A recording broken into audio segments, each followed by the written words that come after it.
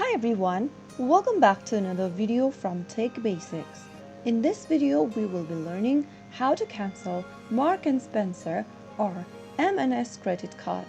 To cancel your M&S Credit Card, the first thing you'll need to do is to open a web browser and in the URL box type in marksandspencer.com. Soon after you end up in the official website for Marks and Spencer, go ahead and click on the Help button at the top right corner. Now scroll down from the Help and Support page and get to the Get in Touch tab. You can contact the customer service via phone call. Simply click on M&S contact details and you will be provided with the list of phone numbers. Go ahead and make a phone call to this number and then state that you would like to cancel your credit card with the customer service representative, and that way you can easily cancel your M&S credit card. That is how it's easily done.